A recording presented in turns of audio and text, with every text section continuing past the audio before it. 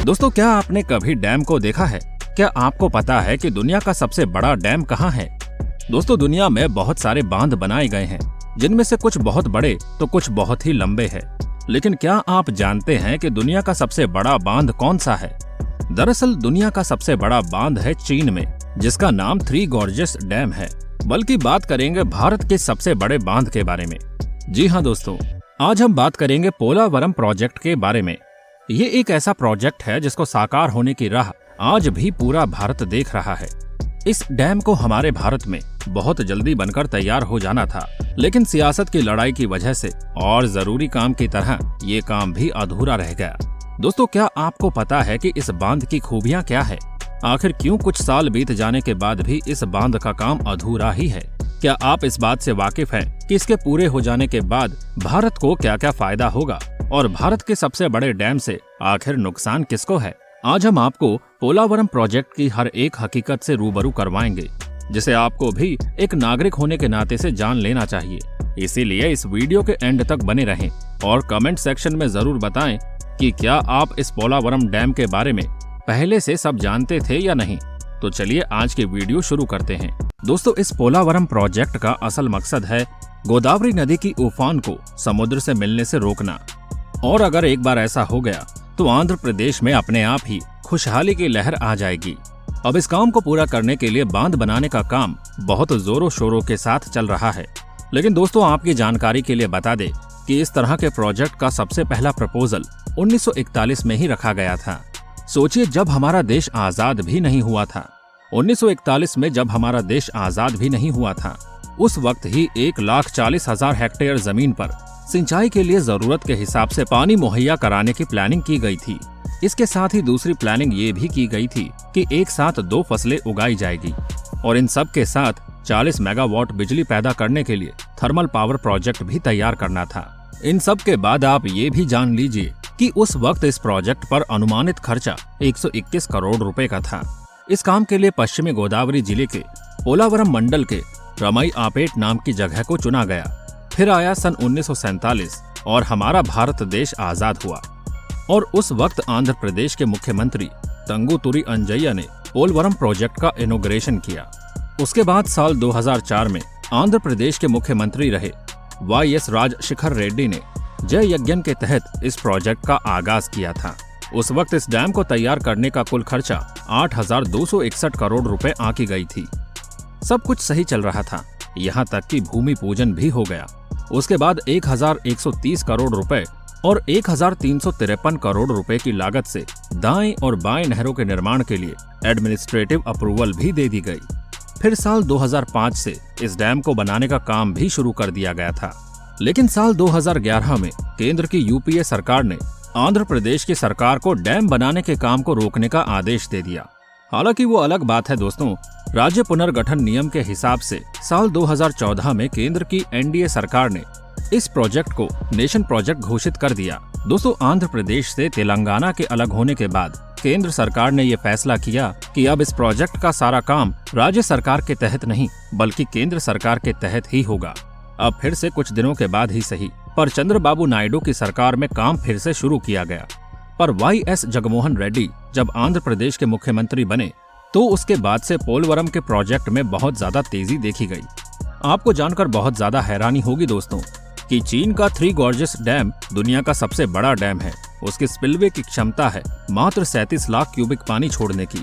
पर दोस्तों, हमारे पोलावरम डैम में ऐसे स्पिलवे बनाए जा रहे हैं जिसकी क्षमता 50 लाख क्यूबिक पानी छोड़ने की है। अब इतना सब कुछ जानने के बाद आप खुद भी समझ गए होंगे कि पानी की जरूरत को पूरा करने के लिए ये प्रोजेक्ट कितना ज्यादा जरूरी है। दोस्तों, ये तो रही डैम के बारे में जो हमने आपको जानकारी दी। लेकिन चलिए अब आपको इससे होने वाले फायदे के बारे में बताते हैं। आपको बता दें दोस्तों कि इस पोलवरम प्रोजेक्ट को इंदिरा सागर प्रोजेक्ट के नाम से भी जाना जाता है। दरअसल इस मल्टीपर्पज प्रोजेक्ट के तहत आंध्र प्रदेश के पूर्वी गोदावरी, विशाखापट्टनम, पश्चिमी गोदावरी और कृष्णा जिलों की एक बड़ी आबादी को खेती के लिए अच्छा पानी मिल सकेगा। साथ ही इस डैम प्रोजेक्ट के तहत थर्मल पावर इलेक्ट्रिसिटी भी जनरेट की जाएगी। आंध्र प्रदेश के ऐसे बहुत सारे जिले हैं जहां पानी की कमी भी होती है, तो इस डैम के प्रोजेक्ट से उन प्रॉब्लम को भी खत्म किया जा सकेगा। मात्र सिर्फ इस प्रोजेक्ट से 2.91 लाख हेक्टेयर जमीन को सिंचाई और खेती करने की सुविधा हो जाएगी। इन सब के साथ 960 मेगावाट की एनर्जी के साथ नया थर्मल पावर प्लांट भी बनाया जा रहा है।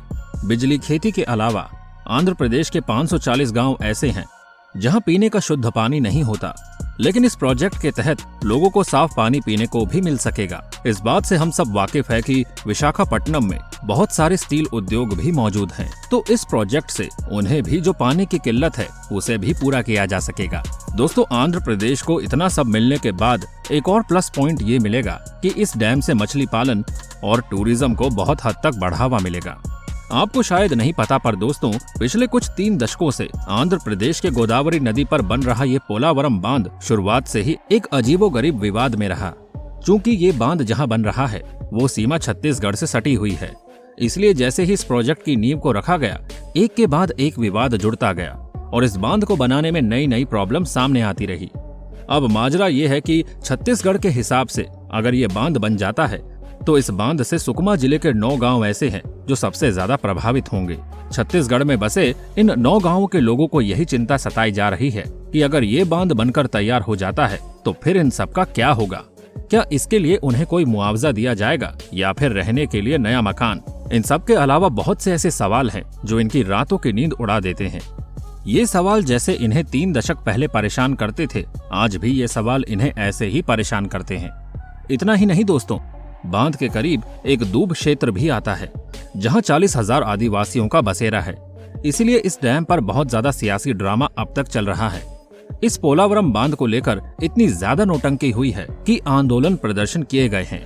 और इतना ही नहीं, एक नेता ने तो सभी कांग्रेसी विधायकों के साथ इस बांध के खिलाफ अंतिम लड़ाई की जंग छेड़ दी है। पर अब इसे अच्छा बोले या खराब, ये आप हमारे कमेंट सेक्शन में बताइए, क्योंकि इतना सियासी ड्रामा होने के बावजूद भी इस पोलावरम डैम के बनने का काम जारी है। आपकी जानकारी के लिए बता दें कि 2011 में छत्तीसगढ़ के मुख्यमंत्री ने बांध की अधिकतम ऊंचाई के साथ और भी बहुत से मुद्दे थे जिनको लेकर सुप्रीम कोर्ट में याचिका दायर कर दी थी, जिस पर अभी फैसला आना बाकी है।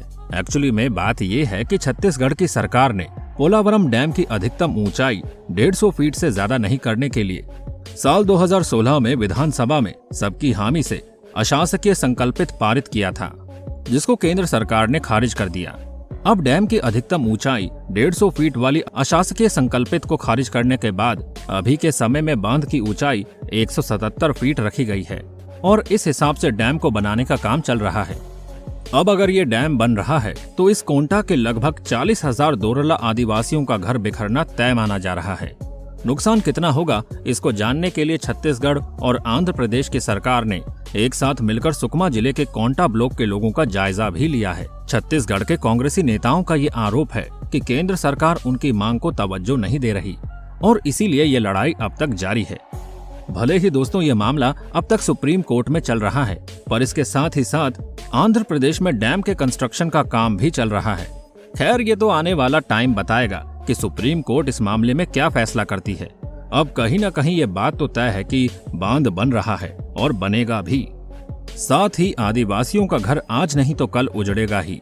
शायद ऐसा पहली बार होगा जब एक डैम के बनने से पूरी एक जनजाति पर खतरा मंडराएगा। वैसे दोस्तों, आपको क्या लगता है कि सरकार को ऐसा क्या करना चाहिए जिससे डैम का काम पूरा भी हो जाए और किसी जनजाति के लिए कोई खतरा भी ना हो? कमेंट सेक्शन में जरूर बताइएगा। उम्मीद करते हैं आज की वीडियो आपको पसंद आई होगी, इसीलिए वीडियो को फटाफट से लाइक कर दें और अपने दोस्तों के साथ शेयर कर दें।